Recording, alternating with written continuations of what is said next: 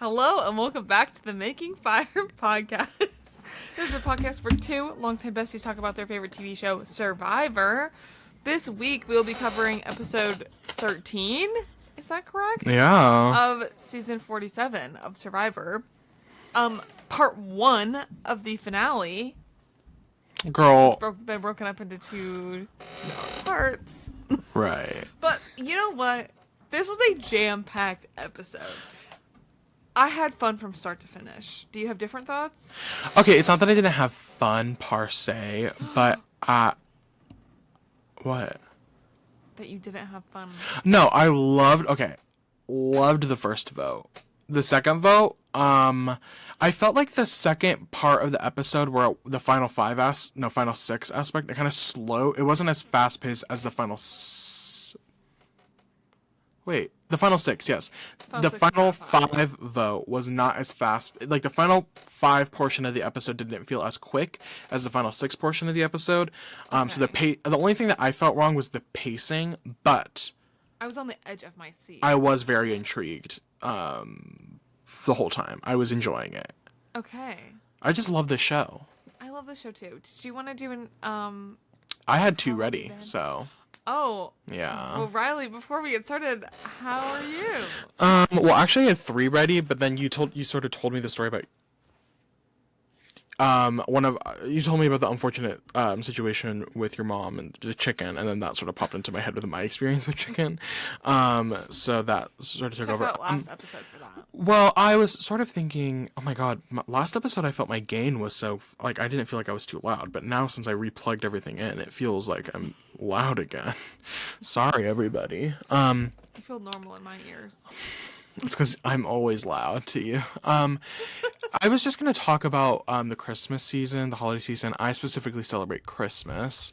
And just Maddie and I were talking in our sort of pre-talk recording session how quickly this month is going. We're currently recording this on December 13th.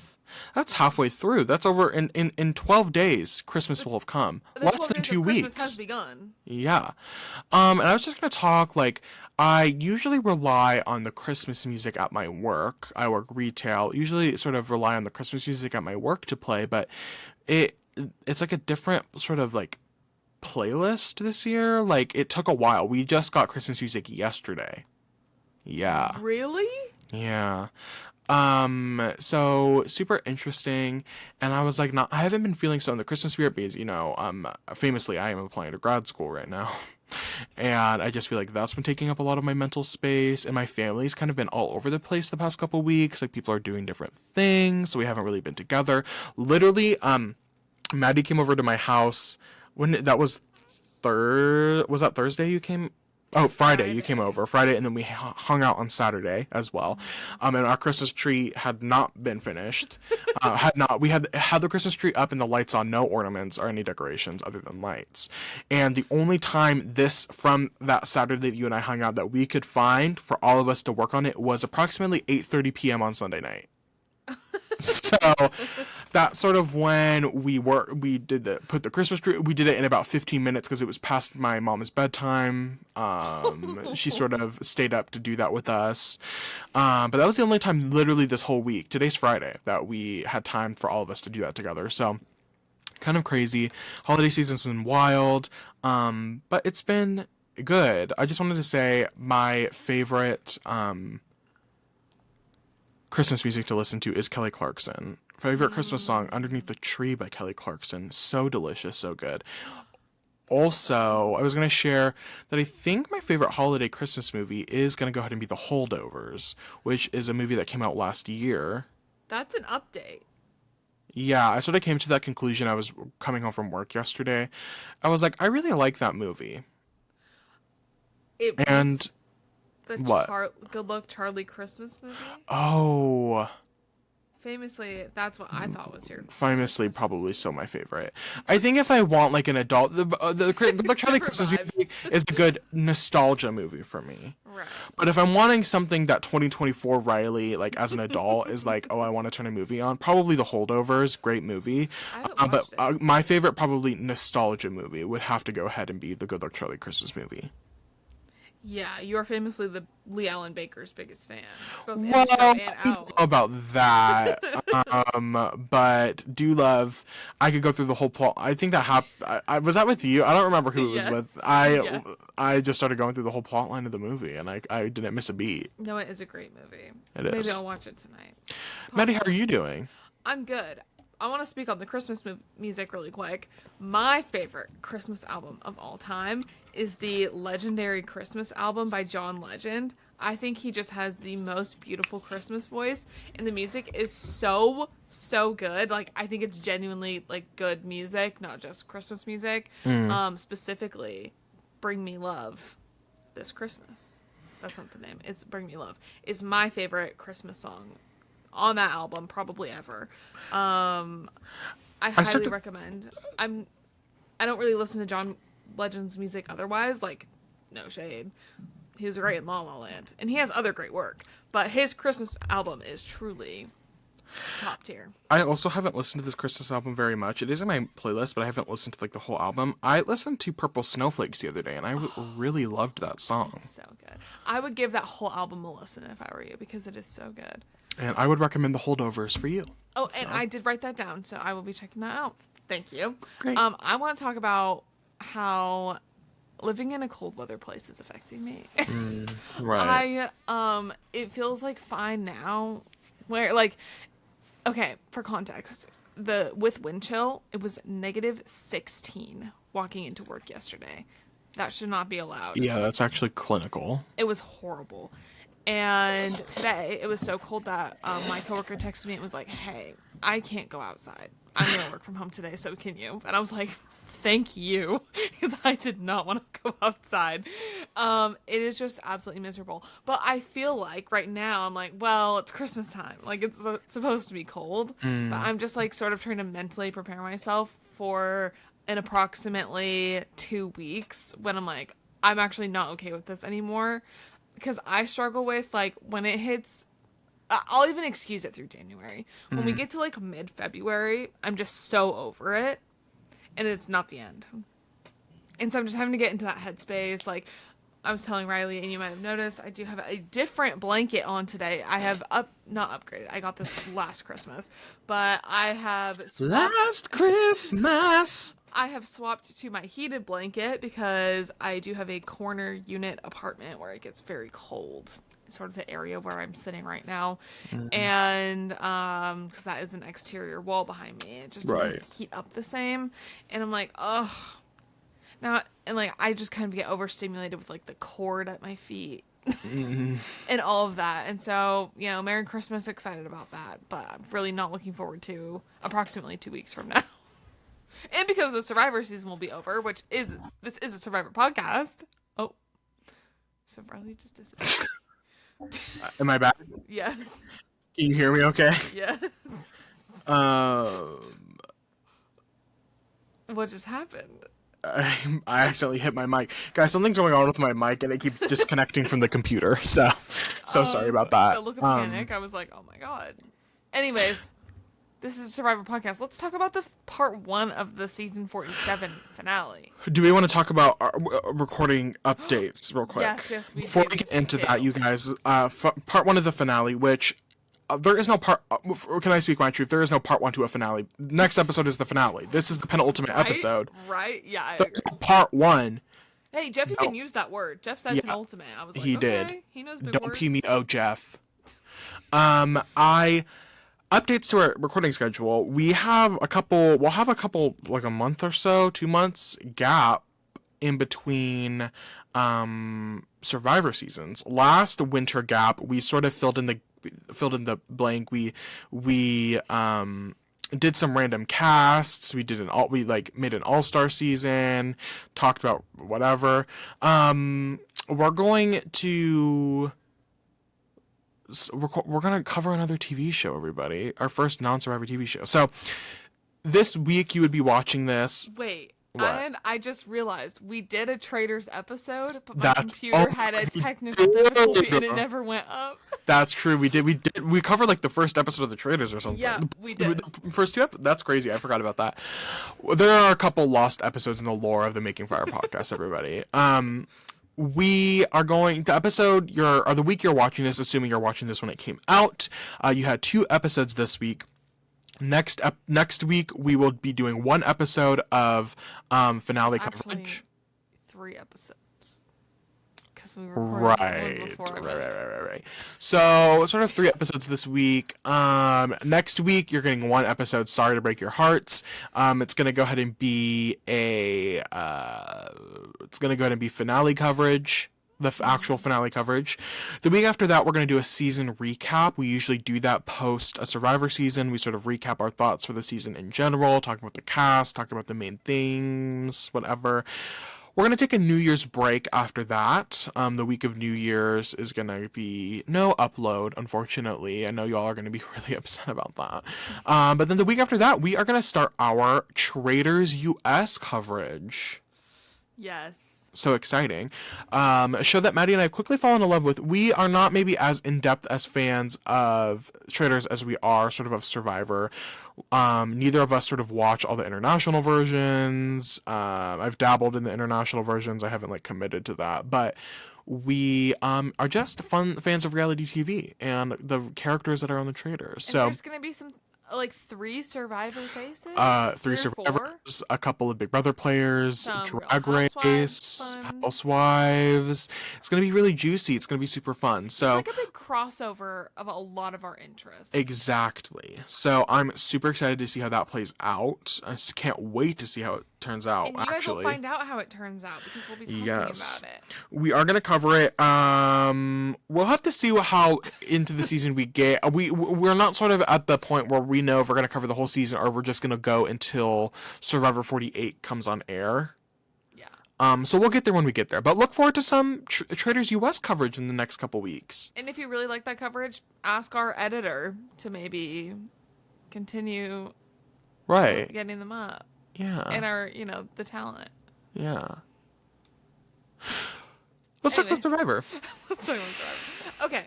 Jeff opens the episode and he's really excited because this is the penultimate episode. This is the finale part 1. And he says that there are 2 themes this season, and that have been shifts of power and sneaky social games. And I was like, wait, what happened to Community? I looked at my TV and I said out loud, I swear to God, if he's about to say Community. And he didn't say it. No. When he tries to bring Community up every single tribal council. How are you going to brand this as the Community season and then not claim that Community is a major theme? Exactly. So we're off to a bit of a rough start, but it's okay. We pick up. So this episode is going to have 2 challenges and 2 tribals. Crazy work.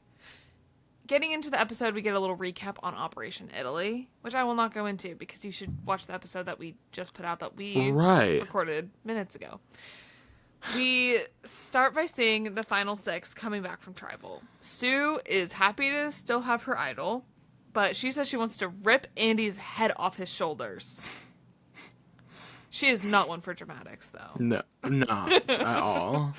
Andy's obviously thrilled to have Operation Italy play out and to get the credit for the move.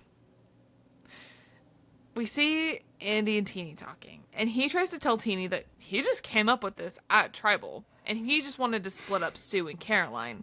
And Teeny's like, then why did it seem like Genevieve and Sam were in on it? And he's like, I don't know, it's actually crazy. Drag him, Teeny. Drag him.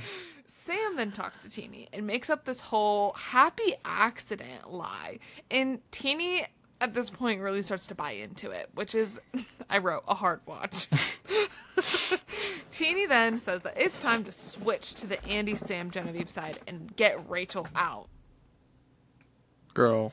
Oh, my God. But I thought y'all were best friends, though. Approximately 4 hours ago, before Tribal, y'all were like this. Yeah. And suddenly, mind you, this is the same day that they came back from their Italy reward challenge. Right. So then we go to Rachel, and she's like, WTF, because she sees that that little group over there is going and talking on the beach. And she's like, it's really dark. No one's going to be able to see if I follow them. So she sneakily follows them and is laying right behind them, directly behind them, listening to their conversation. And she hears them talk about the target that she is and how they do not want her to win the next immunity. And Rachel also hears Teeny tell the group that Rachel doesn't have an idol, only a block of vote, which is great for Rachel. After the intro, Sue is waking up and is so sad about losing Caroline, who was her, quote, last number one. She cycled through those number ones quickly. And she gets up to go look for an idol. This is when Rachel goes up to Sue and is like, stop digging. You are dirty enough. No. No, she was so real for that. She was like, I have the idol. Stop digging. And I just love that in this moment, Sue doesn't tell Rachel about her little secret idol. No. I was like, okay, so we are still keeping secrets from each other. Yes. But that was so nice. I mean, that was so nice of Rachel. Like, Loki, I may have just let her dig. I think I would have respectfully. Love you, Sue, but may have just let you sort of keep going. Yeah. So then Rachel tells Sue about everything she learned last night with her little listening in the conversation of the other group. And they decide that they have to just pretend that they don't know that Teeny is working with the other group in order to keep them calm and not raise any red flags or draw any attention to themselves. And at this point, Rachel is feeling really just giddy about the possibility of making it to the end and working to put all the pieces in place to get her there. And I think it's so fun when we get these confessionals where it's like, she is so playing the game. Mm-hmm. Like, there aren't these emotions. I mean, she has a little bit of emotion later, but we'll get there. But she really just, I just love watching her play. I love her mind. We said it last episode, but it's so interesting, like comparing confessionals, comparing like a Sue or Teeny confessional to a Rachel confessional. You can really see the depth of the game that Rachel is playing. Yeah, it is night and day. Which is so fun to watch. Like, and she's doing such a good job of sort of like disguising herself. Mm-hmm. I mean, not an amazing job. She very clearly is a threat, but like she's done a good job sorting. I think she has a perception of herself in the game, but like the full reality of her game is not yet revealed. Yeah, totally. Which I'm like, how is there still more to be presented? Right. Oh, so good. So we get to the first immunity challenge, and they have to. I did go ahead and take notes on what these challenges. I'm great. I should really start doing that. So, sorry, everybody. No, I love it. They have to jump into the ocean and get to this platform where they untangle a ball that's on a rope and get it through a couple of obstacles, and then they have to complete a puzzle. The reward is a steak dinner at the sanctuary where... Or what? Where good things happen. Right. And really, this challenge will blow through it. Becomes a showdown between Genevieve and Rachel. Sort of a reoccurring theme this episode. Yes. A diva showdown. Mother off. Another diva off. And basically they get to the end. Oh, also, I should point out, this was Rachel's challenge to win. She is typically very good at things like this, especially with this puzzle at the end. But Genevieve pulls through and wins this immunity. I said, okay, white teeth queen. Right. Those pearly whites were just shining bright for us. She was so happy. She was so happy. And she chooses Sue and Teeny to go on the reward. At the sanctuary, yes. I saw somebody tweet, they were like, now, why is Sam swimming with his shirt on in this challenge? Well, somebody was like, this is the hot person tax. Like, what is going on? Like, does he have to keep his shirt on? Apparently he was not feeling very good. Apparently Operation Italy, like, fucked up his stomach. Yes. Well, I think this was part of it. With Genevieve picking... He was like, don't pick me. Like, I can't. I don't feel My good. stomach is in shambles. I will not be able to eat anything. Yeah. And we didn't even touch on this last episode, but the Italian food looked horrible. I tried to bring that up, and then we got on a whole tangent about what Italian food was. Oh. I think I initially did, because I going. was like, this looks bad, and then I was like, how do you feel about Italian food? And then we sort of Oh. tangented off. Yeah. That was a point that I meant to bring up. Yes, the food did not look great. Yeah, that looked bad, and it looked like it would mess you up. Yeah. So we get to the sanctuary, and Genevieve wants to talk to Sue and Teeny about voting for Rachel. This is where, maybe this is why it also isn't a good idea. Well, maybe they would have wanted to bring Teeny last challenge, or last sanctuary visit, because any sort of alcohol in Teeny's system gets her talking. Like, so, that's insane. Teeny, Girl, you had like a glass and a half. Like, I need you to have some decorum. Immediately, Teeny, on the wine, starts blabbing about Genevieve's idol. That isn't actually real. And Teeny feels so bad about this, but Genevieve is just like, oh my god, this like really sells that this idol is real when it's fake. And it's just crazy how fast like it happened. Quickly. Very quickly. And Sue's just sitting there like, okay. Whatever y'all say. Yeah. Back at camp, Sam, Andy, and Rachel are talking, and Rachel is like, why are you guys handing your games to Genevieve? And Sam says that he had to work with Genevieve to get further in the game, and that he thinks Rachel will win if she makes it to the end. And this is where we get Rachel crying a bit about losing the challenge. But yes, I think she's feeling these emotions, but she's also just really trying to play into them thinking that she thinks that she's going home tonight and really selling this when she knows that she has her idol. Rachel then tries to talk to Andy about going for Sam tonight, and she tells him that the jury doesn't see his game and that Sam would clearly win over Andy, and Sam is the bigger threat.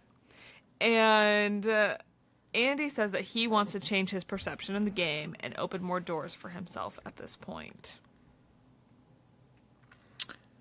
Yeah. Andy goes on like a whole tangent about how great of the game he's playing. He really sells himself. Too well. He's very much like, I don't think you're understanding the level of a game that I have been playing. And Rachel's like, wait a minute. Hold up. He fully just reveals his entire game to Rachel in all of the major points because he wants her to tell the jury about all these great things that he's done. Why would you know what would piss me off? Even if like Rachel's better than me that she sort of pieced that together, because I think my thought process would have been like, joke's on you, I'm about to go to the jury and trash you. Well, okay, I saw this on TikTok, so maybe of course. It's false. And I don't remember. No, everything posted on TikTok is true. Did you not know that? No, so true. Okay. I don't remember where I saw it exactly. Somewhere Andy was talking about this, and he said that bringing up threats again, Rachel did like low-key threaten Andy and was like, if you lie to me again, Sue and I will not vote for you at all, no questions asked. And Andy was like, at that point, that was not really a risk that I could take because I didn't really know where I stood on the jury, kind of at all. And so it really wasn't worth it to me to continue to lie to Rachel, especially when I thought she was going home. That is too good. So that's kind of like that what led is up to too this. good. That is so good. Ooh, I would have ate that scene up. That is too good. Yes. I'm like, I wish we could have seen that. But so I guess that's also why Andy thought like, okay, I gotta come clean to Rachel and tell her everything. And yeah, obviously, as we'll see later, this really does affect Rachel. Yeah. Okay, then the sanctuary folks get back to camp. Genevieve wants to make sure that Rachel, the obvious vote, is actually the one to go tonight. And Sam is feeling like he might be Rachel's target tonight. Rachel and Sue tell Andy that they will not vote him out tomorrow if he votes with them tonight, with Rachel's block a vote to get Sam out.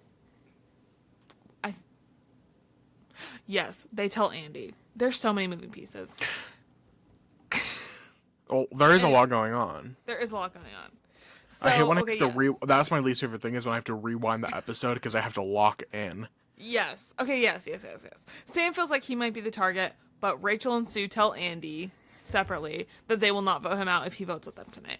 Andy considers that this might be a good move to show the jury that he is actually playing the game and not wishy-washy, and he's doing these flips and moves intentionally. On purpose. Yes. Rachel is talking to Sue about not playing her idol tonight and trusting in Andy. And Sue is like, please play your idol. Like, please play your idol. It was like, I cannot lose another one, bestie. Y'all are going down like flies. I cannot lose another one. She says, do not trust any of them. Play that idol. She throws them. She was like, they were just telling me how they wanted to vote you out. They were just telling me that big. Andy then tells Rachel directly that he believes it's best to vote her out tonight. So that's what he's going to do. Damn. Oh, and this is where he gives the jury pitch. There's and like... you can watch Rachel and the wheels in her head turning. And she's like, maybe Andy is who needs to go tonight. That has to be so... Even if Rachel knows she's going to save herself, like, that has to be so painful to hear. Like, I'm going to vote. Like, imagine 4 people coming up to you being like, I have to vote you out tonight. Like, what are you supposed to do? It's like the sand is slipping through your fingers. Yeah. I'm so glad she had this idol because, like, I don't think she is playing the game as emotionally as other people. So I feel like the impression that I'm getting from Rachel is she's just like, this is hilarious. Yeah. Like, this is so funny. Which it is, but I, like, she's better than me. Like, in that situation, I truly, like, I probably would have freaked the fuck out. Yeah. If 4 people had come up to me, and it's really bold. Like, I don't know, in the new era, like, there's something very old school Survivor coded about this season. I don't know. Like, why in the new era where you never know? Rachel has gone on so many little things. Yeah. And the idol clue that she got was in the auction. Not I'm even like why are we so trusting that Rachel has nothing to play? Yeah. I guess because maybe they're like, well, normally when people have idols these days, they kind of tell everyone. So valid, so true. Flashbacks to last season. Yeah. Well, it was a really rapid episode, I feel, because we're already at the first tribal. Yeah. Do you have any thoughts before we get there? Your mama. Oh. Yeah, I felt like it was very fast paced. It was fun to watch though. I agree. There was something comical about watching everybody go up to Rachel and be like, it's your time to shine. Yeah. Yeah. It was awesome. Well, at Tribal, they start by talking about the previous Tribal and the accidental Caroline vote that just happened to all work together. And Rachel immediately calls BS on it and is like, literally calls BS. Andy flipped. That's how that happened. It was not an accident. So perfect. And it shows that she knows what is going on in the game. Knows what's going on, but the way that she is pondering the way that she is pandering to the jury is so good. The way that she got the jury eating out of her hand. It's too good. And she's showing in real time that the other people up there do not know what's going on. Because Teeny was like, I don't know about that. Like, oh, maybe. And Rachel's like, no, that's how it was happening. Like, I know, and you don't, basically.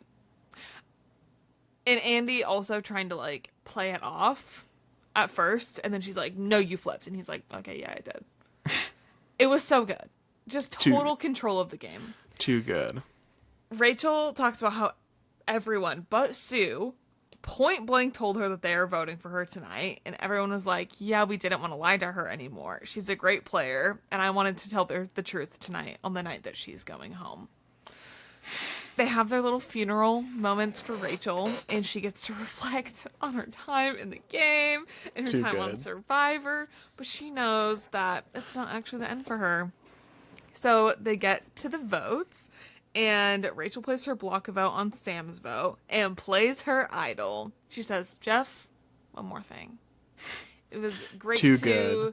It was what did she say? Something about it's great to attend your own funeral, but it's even better getting to know that you're going to wake up the next morning still alive. And she sends AI Andy packing. Her and Susu. Great move. Great move. The AI has officially been shut down. I was so happy to see the end. It's weird. Okay. Great story. The first part of this episode, I was like, okay, the way that they're painting this picture is great. I will say though, push back, is I feel like this is a really weird ending to Andy's story, because I feel like the past couple episodes we've been really gaining momentum on this Andy potential winner storyline. Like we have been building the story of Andy as a real threat for the win, and for it to just randomly be cut because he was a little too showboaty, it just feels weird. Like I'm like, if you were to tell me 5 episodes that Andy's downfall was gonna okay, maybe that he was too cocky, okay, maybe I would have believed you, but like I don't think this is how I imagined it happening. I think I imagined him going out in a more like a bigger fire, if that makes sense. Like I would have seen Andy going out with a fight. I didn't necessarily see Andy being blindsided. I didn't either. It was definitely we touched on it last episode, but like Caroline's also felt kind of anticlimactic. Yeah. And it's just interesting for such a bit, specifically Andy being such a big character. Probably all season. You could argue the character of the season. Yeah.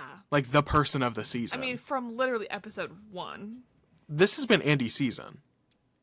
Yeah. I mean, it has been. He's been getting all those updates along the way.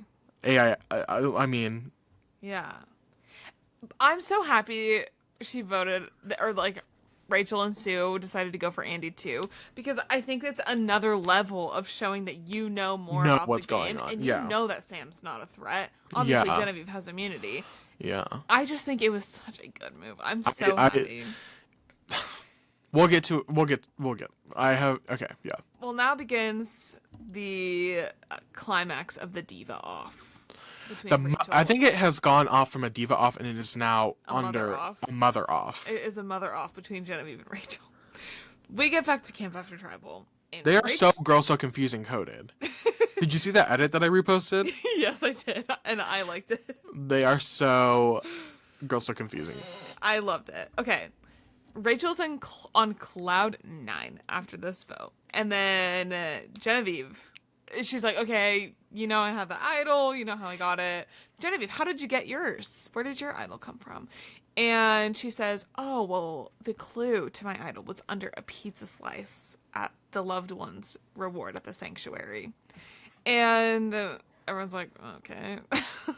But then we have Rachel and Genevieve both very openly talking about how really each other is their only real adversary in the game, and this does not sit well with the others. Sort of also at camp, sort of puts a sour taste in their mouth a little bit. Yeah. In the morning, Rachel is off looking for the new idol while everyone else is around the fire, and the group is like, we have got to check Rachel's bag and see if she has any more of these little idols hidden. And which I think is funny at this point. I'm like, I do too. I'm like, y'all are a little too late. That's what I'm thinking. But Sue is feeling happy about still having her little secret idol that no one on the beach knows about. She's gonna do something really cool with it. You guys, wait. Y'all aren't ready. Y'all not ready for her to make history. For her to make herstory. Okay, wait. I need Sue to be done on Snatch Game. The dirt face.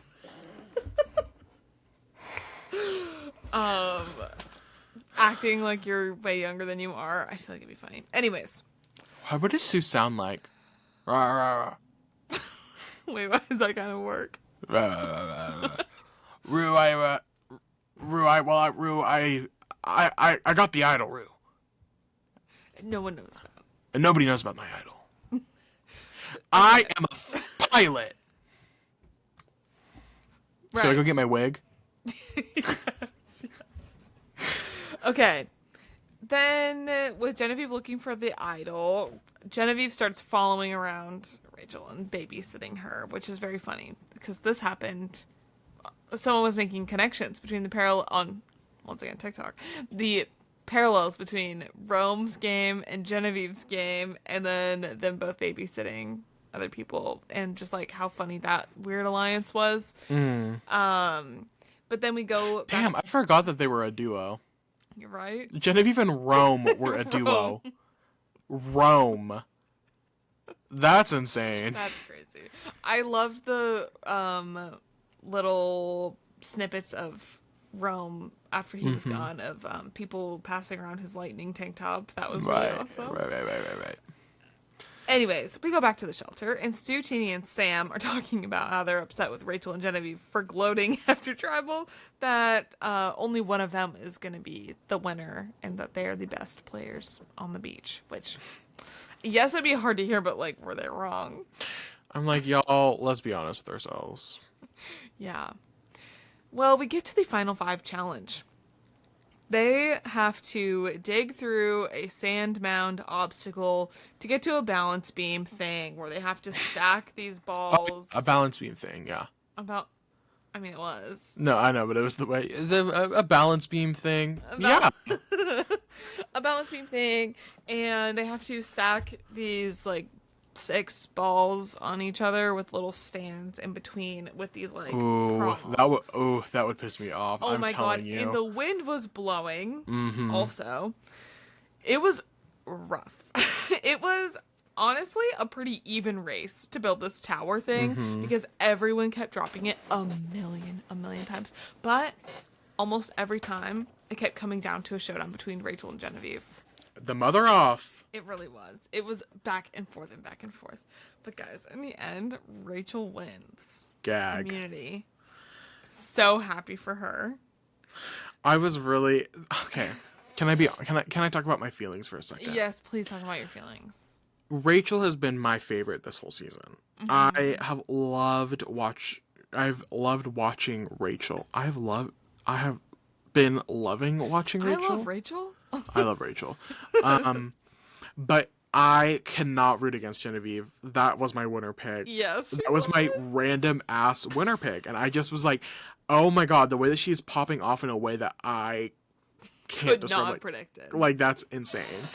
So this part of the episode was really hard for me because I was very conflicted as I was watching because I wanted to root for both of them, but I knew there was no way both of them were making it through. I'll talk about my thoughts about that in a second because I felt like there was a sort of way it could have worked possibly, but I watching this I was like, oh my god, Genevieve is gonna win. Oh my god, Rachel's gonna win. Oh my god, Genevieve, and I was like happy but sad as Casey Musgraves famously said, happy and sad at the same time. Yes. Yeah, we'll get back to thoughts on that soon. But they get back to camp, and Rachel's so happy to have won this challenge. And I think it's especially special knowing that she literally almost went home last night. But she only had that idol to save her, and then she like really needed this.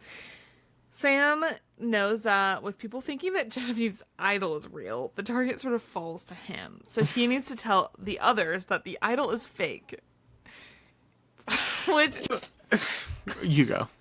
Okay.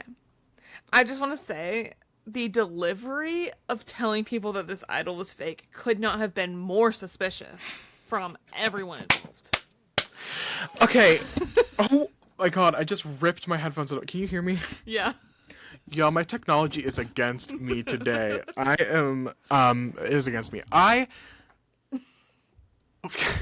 Sam, you are messy for this, because why he literally made it sound more suspicious. I was just gonna feel I think the biggest flaw in Genevieve's game, I was like, why did I feel like Genevieve was not more concerned about this happening? Like, right? I feel like she could have gotten ahead of this for some reason. Like, I feel like she could have.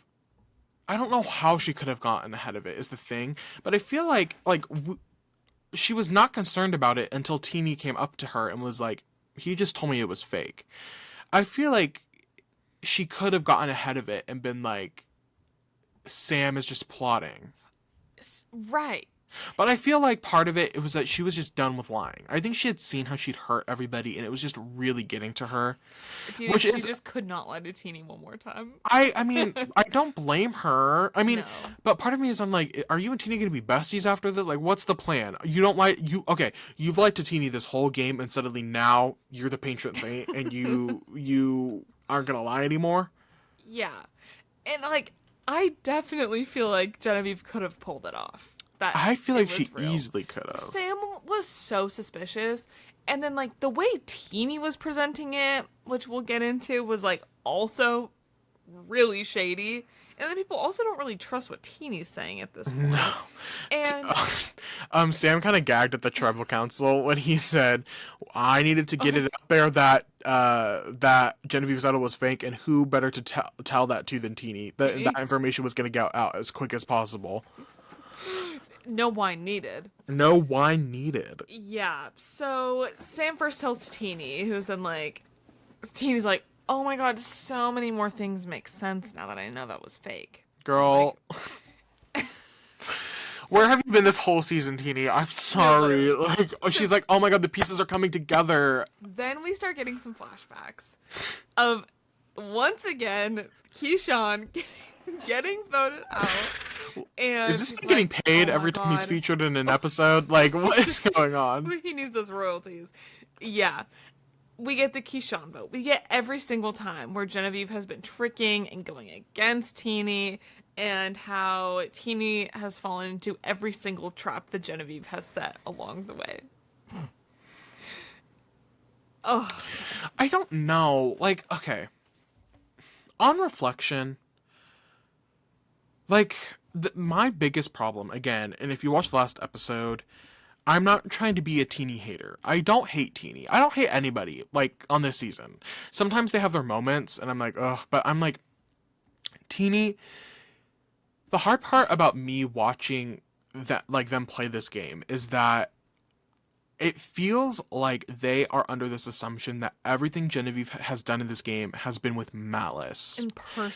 Impersonal. Everything. And that's what I think is hard for Genevieve, is that Genevieve very explicitly wanted to play the game in a way where it didn't seem personal. She was like, I'm taking my personal out of it. This is very much a game to me. Mm-hmm. And so even, like, Genevieve had removed herself as much as she possibly could have removed herself, and yet people are still taking everything she does personally. Yeah. So I think that's where the crack comes. But it's hard for me to watch Teeny play this game and her being under the assumption that everything Genevieve's done is with malice. And I'm like, it's just not true. Genevieve did not get your number one ally. Like, let's all remember that Keyshawn was the one that threw Genevieve's name out first. That is why Genevieve flipped on him. Mm-hmm. Is because he threw her name out as the backup vote. Yeah. Wouldn't you want to save yourself from the backup vote, Teeny? She didn't blindside him for no reason. Yeah. Like, it wasn't done for just to blindside someone for fun. Like, she was like, I need to save myself. And it's a game where you vote people out. And, like, at the end of the day, that's what it is. I mean, at the end of the day, people are going to get sick. And they're going to die. Dying. People are going to die. Like, I hate to say it, but people are going to die. Shout out Vanessa Hudgens, circa 2020, wanting to go to Coachella. Ooh, love that was a good reference to pull. Anyway, that was the hard thing to watch. And it's like, I get frustrated with Teeny only really in the sense, and I'm like, it's not that personal. This is not everything is happening in this game in spite of you. Like, it's not happening because people don't like you or people want you to fail. That is not why. It is just unfortunately a consequence of their actions that it screws you over. Yeah. And I'm sorry about that, but I'm like, oh, it's like, I can't watch. I'm like, my heart hurts for Genevieve when I watch this. Because you can see the very clear emotional toll this is having on her. I want a, like, confident villain arc for Genevieve in a future season. Me where too. She can just be her full villain, authentic self, which I don't even think she's intentionally being such a villain. I think she just, like, isn't playing with emotion. And, like, is playing the game. I'm sorry that, people are too woke in 2024 To play the game. to play the game. Ugh. Anyways. Teeny then tells this information about the idol being fake to Sue and Rachel. And they're like, are you sure? Like, why do you all of a sudden think that? And, I mean, I'm with them. I would have a really hard time trusting any information from Teeny. I think or any information at all. Sam just got, like, not lucky. Like, he just told the right person. If he had gone to Rachel or Sue first, I don't think this would have worked as well as it worked with Teeny. But Teeny just very clearly just, like, sticks with the thing that she hears. Yeah. And as a truth. Because I'm like, Teeny, were you not just last episode talking about how untrustworthy, like, Sam is, how much you don't like him, how much, like, you guys have no similar interests at all. Yeah. And suddenly Sam is going up to you and saying that this idol is fake, which only really benefits him. Yeah. And you're like, that makes sense. Yeah. Wait, I'm like, again, her instincts were right, I guess, but I think they were right for the wrong reasons. Like, I'm like, why? It does not, in a game sense, it doesn't make sense for you to have trusted Sam so easily. It doesn't really feel like instincts to be. No, it doesn't. It just feels like she heard something and that just, she went with it. Yeah. Well, Teeny at this point is like, okay, I need to hear this from Genevieve. So they talk one-on-one. And Genevieve tells Teeny that it's fake. But at this point with all the lies and confusion, everyone is confused. Even the way Genevieve says that it's fake, I'm like, Teeny, I would not believe that if I were you. Like, the way that Genevieve is like, I mean, it, yeah. It's fake. And Teeny was like, I knew it. I'm like, girl, I don't. It's weird because I'm like, if you had like a game, because I'm like, at the end of the day, it worked. Like, that's the hardest part, is that it worked for her. And so I'm like, you're not wrong, but I'm like, the way that you're going about this is wrong. It's like, wrong. You should not have believed Sam, and you should have thought that Genevieve was lying.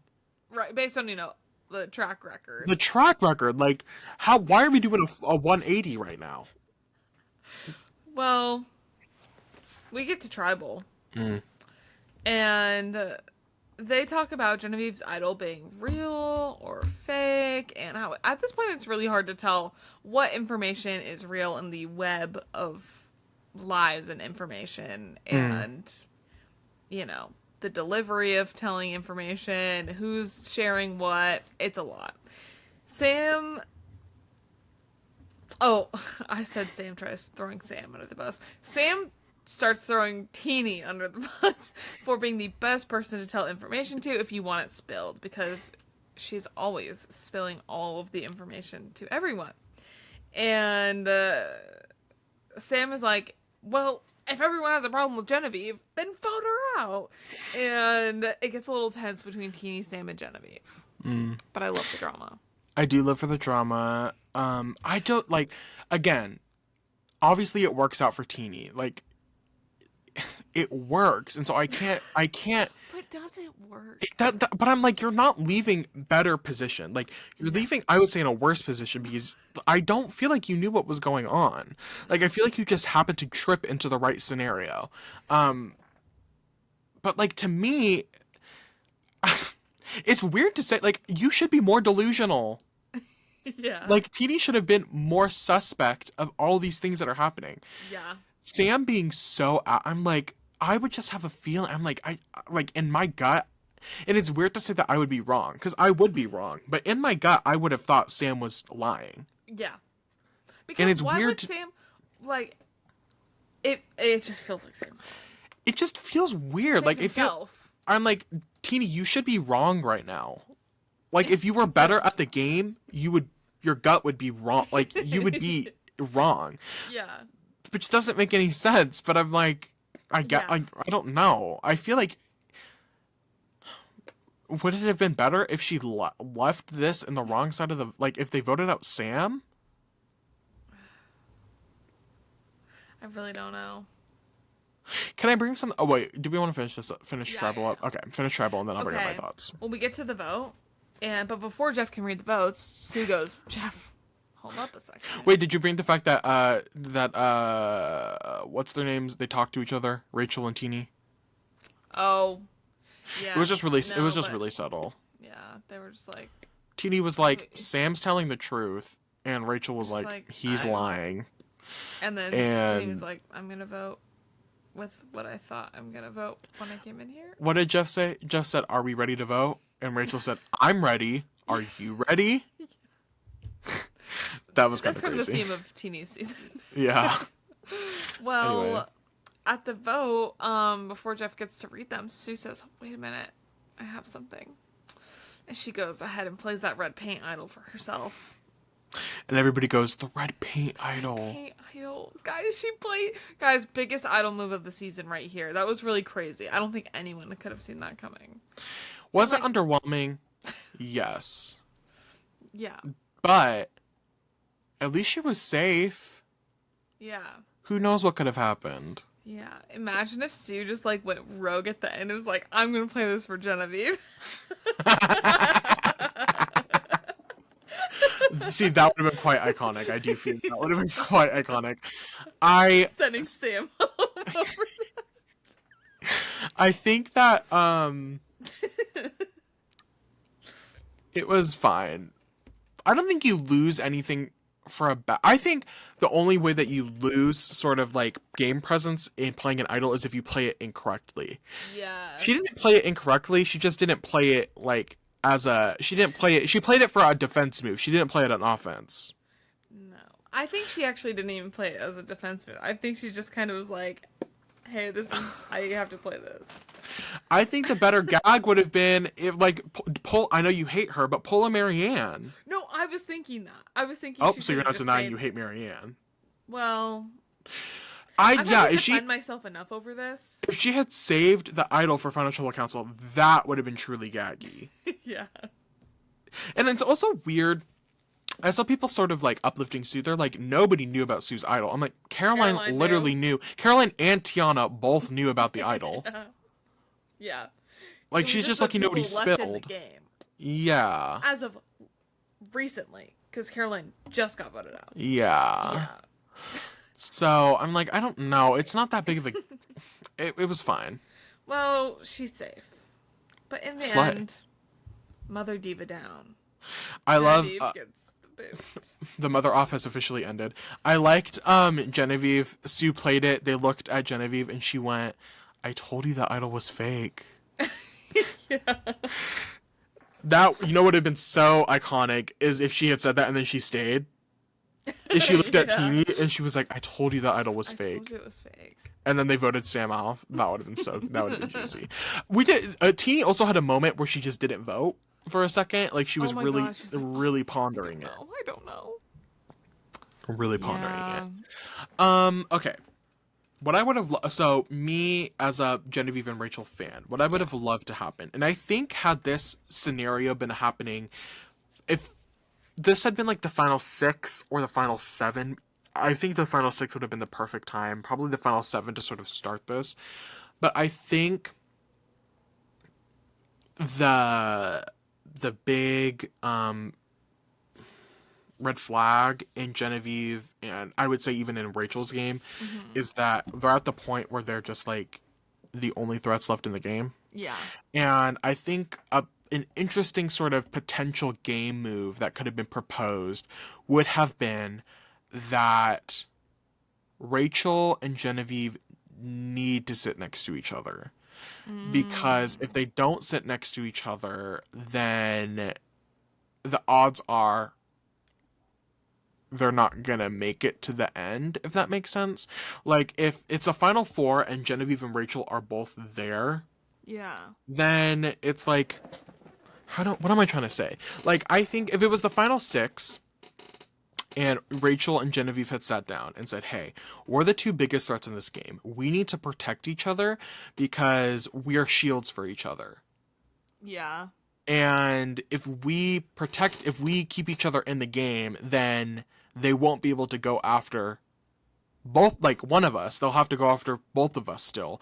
And we'll be like a 2 voting block or whatever. And then like throw Sam in there or something. I don't know. I think it could have been interesting to see them protect each other so then they had each other as like a shield potentially. But then that doesn't really work nobody's voting at the final four. Yeah. Like, if since it's fire making at the final four, there's not a vote. It doesn't necessarily make sense for Rachel to keep Genevieve because Rachel doesn't need the shield. It's either she makes fire or she doesn't. Yeah. And Genevieve being there doesn't really, like, protect that, or change that. So it doesn't really make sense at the final five, but that could have been an interesting conversation to happen at the final six. I'm so sad to see Genevieve go. I am too, and I'm also feeling really nervous about next episode. Okay, let's talk about it for a sec. I'm sorry, but if Rachel doesn't win, talk about an anticlimactic ending. Right? No, definitely. Like, I don't... Like, I get... Sam, maybe? I feel like Sue has a better chance. I feel like Teeny's, like, bottom. Yeah. Unfortunately for Teeny. I think I would be... Sorry, you finish what you were saying. Like, imagine a world where, like, Sue wins. I don't think Sue's gonna win. You think Sam would I think Sam would... Maybe not heavy-handedly. There's... Kyle doesn't like Sue. Oh, and Sierra for sure would vote for Sam. That's true. But like, I don't want to. I'm so sorry. Literally, Genevieve would probably vote for Sam. Zero things against Sam, but like I do not want to see Sam win. I feel like he has done absolutely nothing this game. He definitely did stuff in the merge or the pre-merge. He definitely had a very good pre-merge, I'd say. I would say that and sorry to the Underdog 5, had a very good Underdog game in the post-merge. Do I think he played the best game? No. I very clearly, Rachel, it goes like Rachel, blank, blank, blank, blank, blank, Sam. I just don't blank, even, Sutini. like, I don't think this has been a great season, and it would be sad for such a great season to have a mediocre winner. I would go as far as to say, like, mediocre is too much. Like, I think Sam would be mediocre. I don't think he'd be I don't think he would be a bad winner. He's gonna win now that I've said all this. I was thinking it too. I think there was too much talk this episode about Rachel being able to win fire making. It's giving Ricard. Yeah, it's giving she's going to flop fire making and go home. Yeah. I think that's what's going to happen. I think she's going to fail fire making, and I think Sam is going to win. I can't. I like. He's just that's kind something of you're been there. That's going to be something you have to deal with because I would be fine with the Sam. I wouldn't be content. I'd be like, okay, that's fine. I'd be fine with the Sam win. I'd be like major bummed. I wouldn't be like mad about it because I don't really care at the end of the day, but I would be like bummed. It would be a sad. I'm like, oh my god. I think if Rachel is able to pull a win, she is going to be a S-tier winner. Like, not just of the new era, of all of Survivor, of the 45 different winners of Survivor. I'm gonna go ahead and need her on 50. Oh, need her on 50. I need her and Genevieve on 50. Opposite tribes come together at the merge. Yes. Or there's a swap scenario. Ooh, too juicy. If Rachel is able to win this season, she will be an S-tier winner, one of the top winning games of all time. This has been and I think like that's where good. That's where my problem with Sam is that it's just like so not even like close to that. No. And I think it also hurts because we sort of lost Andy and Genevieve back to back. Two other people who I'm sorry to say this, I would have been fine with winning. If Andy would have won, I like as much as I talk crap about Andy, I would have been like, that is the funniest possible winner for a crazy season. Like Andy or Genevieve, it would have been like Rachel, Genevieve, Sam, or like Andy. Like that would have been a great. And so we lost them back to back, which makes it scary going into the finale. Yeah. But let's be honest, Rachel has won 3 immunity challenges. Yeah. Like I don't see it's. She has the best chance of winning the final immunity challenge. I would probably guess she's the most familiar with the game. I don't know. Like I it might be just, I think the problem is we as people who watch a lot of Survivor and like know the editing think that it might be too obvious of a winner edit for Rachel at this point. Like it just like we've known Rachel is going to be the winner for the last like 4 episodes. This once again was Rachel's episode. Or do you think she's just such an undeniable presence that they couldn't possibly give her a bad edit? Also, maybe because they're tired of getting crap for all of their bad editing of women winners, that they were like, oh, we want to make this one clear as day. Well, I would argue, who won last season? Kenzie. Yeah, Kenzie kind of got a little under edited in the middle there. Dee had a pretty good edit, I feel like. I would say Marianne. I don't think she had a great edit. No, Marianne and Erica had bad horrible edit. Erica edit. had one of the worst edits of a winner ever. What a great way to come back to Survivor after a hiatus and have the worst edited winner of all time. Yeah, I think it might just be so obvious that we as Survivor viewers are like, it can't be that obvious, right? But Yeah. I mean, maybe this is a classic. a classic Idol that real? she Is just the idol fake? We don't know. There's the too game much. she just played the hell out of the game, and that they just have to give her flowers. And honestly, if it ends up being just that obvious, if the story just ends up like I don't think she's gotten a single vote against her this season. Ooh. Oh yeah, I think I heard someone talking about how she could be. She could potentially the first get new era perfect winner. She could get a perfect game. They haven't had a perfect game in a long time. Yeah. She could play like almost a perfect game, because I don't see a world where she doesn't win unanimously. No. Because what I imagine happening is that Sue and Teeny are for sure going to be there, and it's going to be between whether or not Sam or Rachel is also there. Mm-hmm. Whether that be like Rachel wins immunity and puts Sam and Sue in, or like Sam and like whatever the thing is. I think Teeny and Sue are for sure going to be there. Mm-hmm. Sue or Rachel. Sam or Rachel is going to be the third spot, and whoever it is between Sam or Rachel is going to win. Like, I don't see. I hope. I would love to see Rachel play a unanimous game. Like, that would be crazy. Yeah. Damn. I can't get my hopes up. I can't I think can't about it so either. much. I have to like block this out for the rest of the week.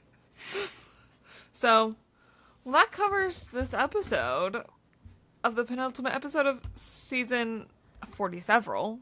Gag. Right. And we'll be back next week with coverage of the actual finale. Thank you for joining us this far. I can't believe it's going to be the finale of Survivor 47. Like, I can't believe that. Right. The season has gone by so quickly, I feel. It has. But it's not over yet.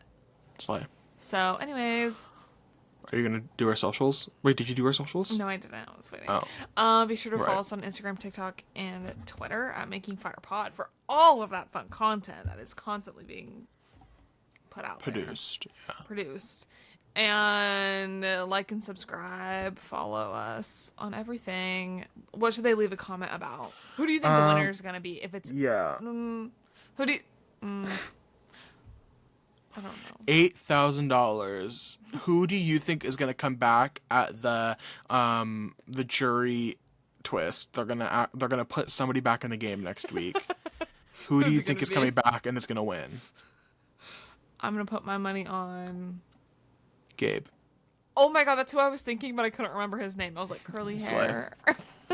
Anyways, have a great rest of your day, and we'll see you next time. I can't wait to see how this turns out. I also can't wait to see how this turns out. Goodbye. Smooches!